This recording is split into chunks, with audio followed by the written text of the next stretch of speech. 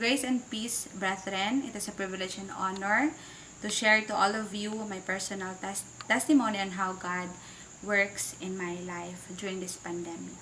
I am Rhea Amor Altula. By God's grace, amidst this pandemic, I was able to graduate with a degree of BSA, major in Animal Science. I am mentored by Miss Ivy Sargado, and by God's grace, I have 3 ladies under me. Currently, I am undergoing in training apartment under the leadership of Miss Pahe and Miss Sargado.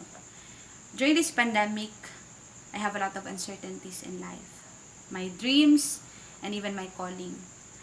But it is the Lord, yung word talaga ng God, nang driven sa akin na mag-go, na i-leave ko talaga yung comfort zone ko. I was reminded in Mark 16:15 about my calling. And during that time, I have a lot of questions. Yun nga, marami akong question, marami akong uncertainties, but I praise God for His word, nga siya talaga yung nag-reign over. And indeed, where God guides, He provides. And challenges.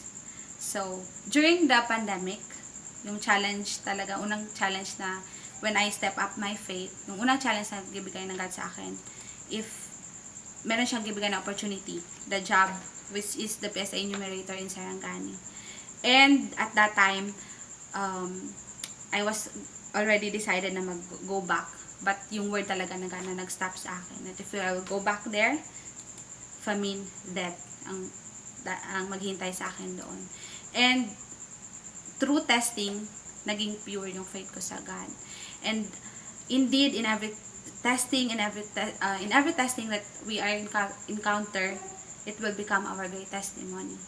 And I can tell na I am able to come this far because of, not by my ability, not by my strength, but by the grace of God. And sa training apartment, I was able to really acknowledge how God provides.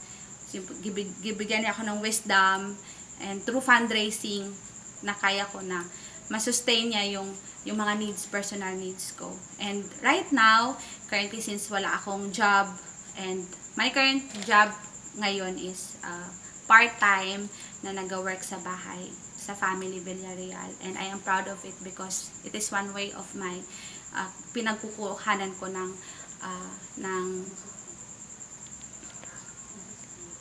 pang-sustain ko dito sa apartment. And I can tell you na the Lord will going to bless your obedience. Our obedience in God is better than sacrifice. So, God bless and thank you so much. Tama, pangit.